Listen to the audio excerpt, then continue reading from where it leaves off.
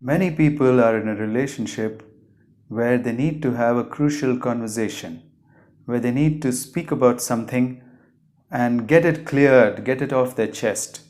And only then that relationship is going to progress. It has reached a stalemate. Do you find yourself in such a place? Hi, my name is Ashwin. I'm the Himalayan Yogi, and today I want to tell you how to get out of such a place.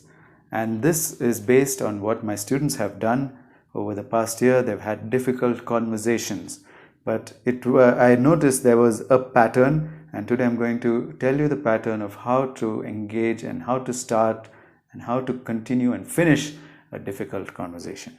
The first thing that my students did was to find a reason why they wanted this relationship to work. So please go ahead and write down the reason why you want this relationship to work. Okay? It needs to be a really strong emotional reason why you want this relationship to work. If this relationship is stored in your mind as disposable, dispensable, a pain, and you need to get rid of it, then it's not going to work. But you need to ask yourself, why exactly do I want to invest in this relationship? Why should it work? Is it because I want both of us to be there for our kids? Because I truly believe that I haven't given it my best yet. And think about those reasons and write it down very clearly in a place where you can see it every day. Open that book wherever you wrote it and read it every day. Okay, so that gets you into the mood to solve it. And anytime you are interacting with your partner, remember this. The next one is to find a balanced perspective. Now, I'm not saying you have to sign up for my class and then ask me and find a balanced perspective from me. It can be anyone in your life who is like a powerful figure, who actually is sorted, who's emotionally and mentally sorted. He or she should be able to give you a balanced perspective on what's going on, because we often see the other person's mistake and we're not able to see our own. So you need to find some honest mentor like that who will show you the other side. In the case of my students, it was me, so I was able to help them to get a balanced perspective. And it took a few weeks for them to get to that balanced perspective. And it takes some time, so be patient and you'll get there.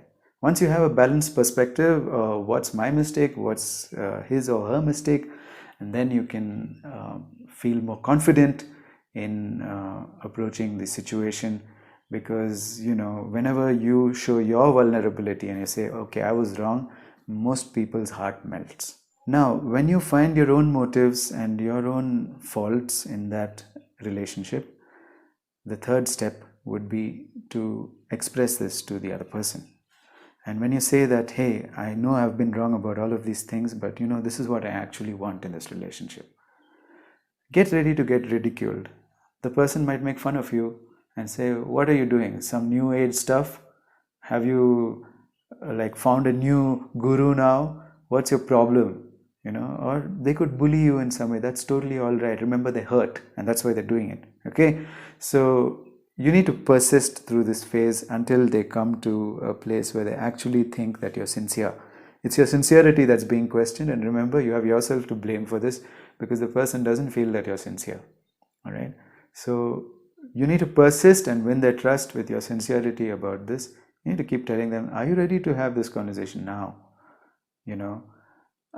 This is what I really want, and this is what I've been doing. So I am sorry for that. Can we get to the place where we actually work on what I really want? Be persistent and it will happen. And the fourth and final step is to set down rules and boundaries of how this conversation is going to happen.